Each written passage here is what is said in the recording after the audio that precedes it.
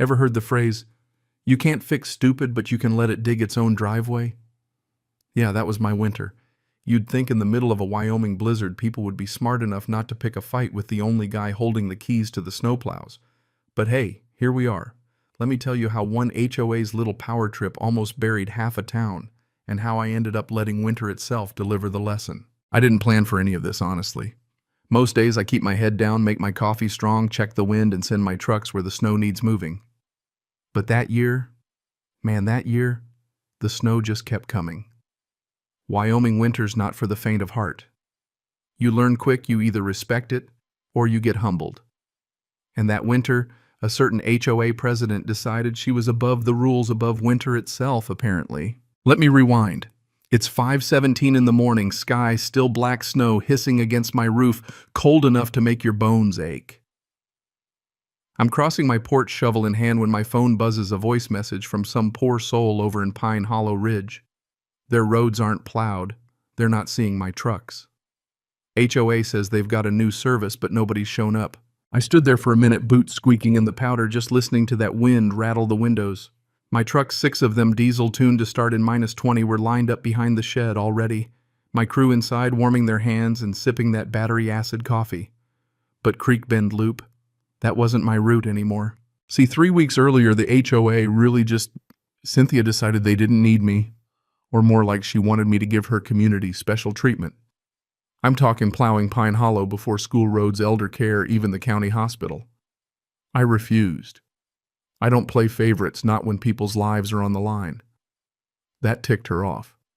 So she accused me of breach of contract, called my services not aligned with community standards, and just like that, I was out. But the company she hired, let's just say the paperwork was sketchier than a snowman in July. I mean, wrong license, expired insurance, even the name Weotech Alpine was a joke. I'd owned that company years ago and dissolved it. At first I thought about fighting back, calling lawyers, filing claims, the whole deal. But then I looked at the forecast. Sometimes you just let the weather handle things. By mid-afternoon, the snow thickened, none of that gentle flurry nonsense. It came down in sheets, closing in like curtains on a stage. My trucks looped through town, clearing routes for the hospital, fire station, elder care center. But Pine Hollow, I left it be. I'd already sent all my legal docs to the sheriff, the county, the township.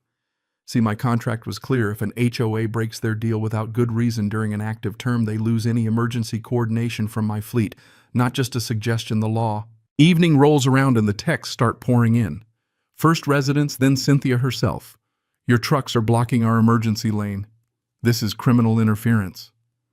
I didn't reply. Because I knew the truth, my trucks weren't anywhere near their precious gate. That's what snow does. It messes with your sense of distance, covers everything, even the facts. But then 9:42 p.m. Cynthia calls. Not the confident, high-heeled, "I'm in charge, Cynthia," but a shaky, "I've made a mistake, Cynthia." She wants to renegotiate. I walked out onto the porch, looked out at the storm, and laughed. She'd tried to hijack the system that kept people safe. But winter doesn't care about power trips. If they wanted to play games, I'd let the storm answer. I'm not from here, not really. I grew up in smaller towns, spent 2 decades in the Army, mostly logistics. Learned early that you don't mess with what keeps people moving, keeps them alive. Came back from Afghanistan, bought 3 beat-up plow trucks with my separation pay, rebuilt them myself, hired a couple other vets guys who needed a shot. That first winter, when everyone else broke down, we kept going. I didn't build this to get rich. I built it because I never wanted to depend on someone who couldn't read a weather map. Fast forward to this HOA mess. Pine Hollow Ridge, a mountaintop subdivision with champagne taste and ice-cold attitudes. They signed onto my county contract for snow service, but with all these extra clauses. No plowing after 10 p.m., don't use salt. It's unsightly. Make the snow look pretty for their open house.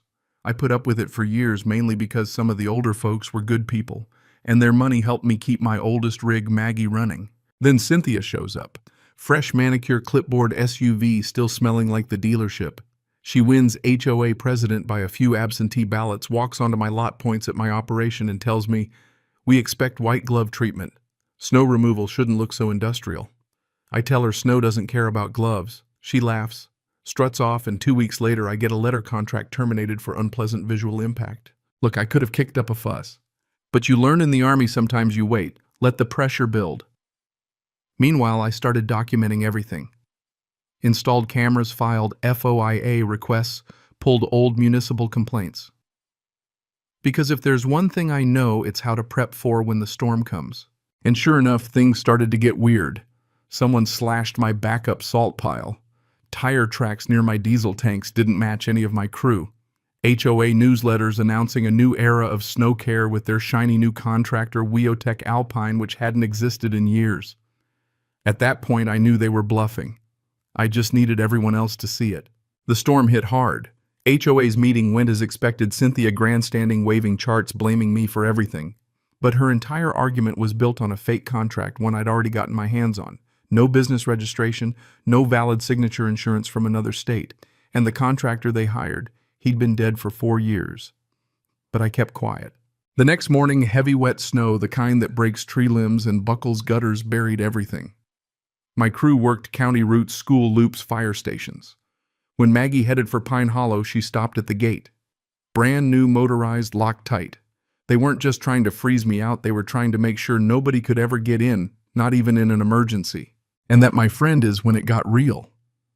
Cynthia calls trying to revisit my dismissal. Board members leave frantic voicemails. Residents are now advised to remain calm because apparently I'm now the unofficial plow operator. Meanwhile, I'm busy archiving every message, every fake contract, every drone shot of untouched roads. The snow keeps falling. By nightfall, their main highway is down to 1 lane. The gates buried. No plow in sight. The phone line for their new contractor disconnected. Cynthia finally sends a message. We have elderly residents without heat. Car stuck. We can talk compensation. Please send a truck. I watched the drone footage of empty roads and whispered, no one's coming. Because I wasn't coming. Not yet. You want to see what people are really made of? Watch them when they're trapped. The Instagram influencers and HOA power players gone silent. The Facebook groups nothing but desperate pleas. Is anyone coming? Grandma needs dialysis. No way out. And the truth is, they'd done this to themselves. See, 2 days earlier, I'd already started piecing together their fraud. Downloaded the contract from their portal, checked the metadata. Cynthia herself had created and modified it. The signature pasted from an old inspection form. The guy had died in 2019. They used a dead man's name to lock me out. If that's not a metaphor for modern HOA power, I don't know what is. But revenge, not my style. Exposure now that I could do. Sent every bit of evidence to my lawyer, the county, even a reporter who owed me a favor. But most importantly, I waited for the storm to tighten the screws. The second wave hit at midnight wind, screaming at 50 miles an hour, visibility gone. My crew still ran routes for the hospital, schools, all the places that mattered. Pine Hollow buried. Locked behind their own gate, their own lies. County officials couldn't even help not legally, not with a fake contract in play. The HOA was stuck with their imaginary snowplow service, and the residents were stuck with their HOA. That night, Cynthia calls again. Residents trapped, someone passed out. We authorize your re-entry. I smiled because I knew what she didn't. Once you file a fraudulent emergency contract, any aid that comes in is fully documented, admissible in court. And I had every camera rolling. At sunrise, I drove up to the gate. A crowd had gathered, faces pressed to the glass, Cynthia waving her clipboard like she could stop the storm with a signature.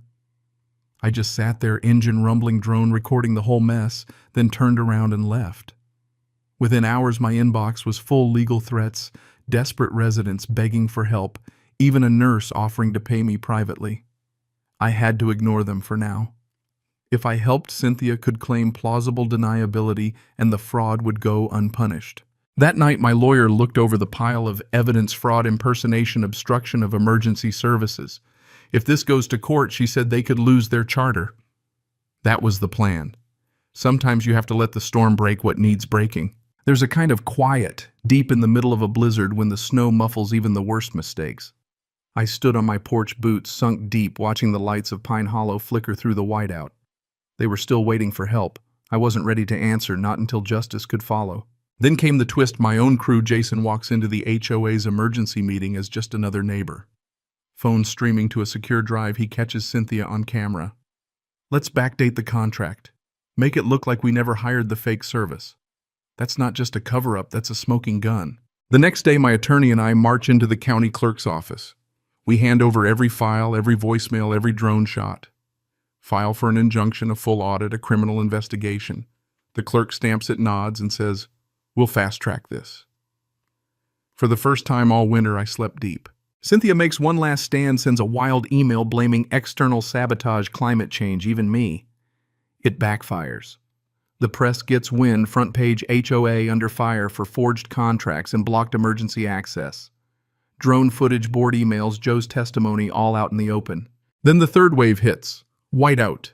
12 feet of snow on Pine Hollow. Fences vanish, homes disappear. My drone captures it all, mailboxes, caving power lines, ripped down minivans buried up to the roof. No plow touches a thing. They're alone. And then distress call on my emergency radio. Trapped in Birch Hollow. Infant not breathing. No exit. My crew's ready. We breach the gate. Maggie's blade smashing through the metal. First thing we see is a mother Knuckles raw baby in her arms, van buried. Jason pops the window, pulls the kid out. He's breathing. Barely. We keep going. Clear roads, rescue stranded cars. And finally at the main lodge, there's Cynthia staring out the window, watching everything she tried to control just slip away. I let her see the truck. The sound of the engine power she can't command. That afternoon, I file every scrap of evidence, footage, logs, rescue reports with the county inspector. It's all legal, every liability shifted. By nightfall, Pine Hollow's power fails, and the same neighbors who'd once pushed me out are now breaking open the clubhouse pantry to stay warm. Joe calls at 2 a.m. They'll thank you soon. I didn't need it. I just needed the truth to finish its work. The thaw came fast, 20 degrees overnight, snow melting into rivers. HOA's tennis courts built over the old drainage basins turned the lower cul-de-sac into a lake. Garden sheds floated away. Cynthia watched it all from her porch. No clipboard, just another neighbor stuck in her own mess. I took a picture not to shame but to remind people winter doesn't play politics, it just follows physics. 3 days later, the hearing. County judge, no theatrics. Cynthia and her lawyers tried to spin it, blame the contractor, blame me. My attorney, Carol, just laid out the facts, timeline, fake contract, dead contractor, blocked gate, desperate voicemails. The judge saw right through it. Charter suspended, assets seized, investigation started. Judge looked at me, said, "Thank you for your restraint and your service." All I did was nod. This wasn't a victory lap, this was cleanup. The Fallout Town issued new rules, quarterly audits, all snow removal contracts public and verified. They called it the Rowan Provision. I didn't ask for it, but I welcomed it. Cynthia vanished last I heard somewhere warm, no snow, no HOA. Didn't matter. The system finally held. Slowly the community came back. Couples dropped by, coffee and gloves in hand, wanting to help. Joe brought firewood. A retired librarian gave me a binder of old HOA minutes. For the first time in years, there was real community, not just rules and fines, but actual people helping each other. The old HOA was dissolved. In its place, a small volunteer board answerable to the residents and county. No more arbitrary rules. They asked me to chair the emergency prep committee. I turned it down but trained the next guy. They named the new retention park Veterans Meadow. I didn't argue. Cynthia wasn't charged criminally, politics, they said. I didn't care. She'd lost what mattered, her grip on the community. That winter left its mark, salt stains, warped floors, but also something better, people who remembered, who showed up when the snow was high and the doors were locked. People who learned that out here, justice is measured not in headlines, but in the slow, steady return of the sun. You know, before the storm, I figured I was just another guy with a plow, outnumbered by snow and bureaucracy. But sometimes you gotta let the snow do the talking. Sometimes you let karma come in on a drift, cold and undeniable. Next winter, the roads will freeze. The storms will come.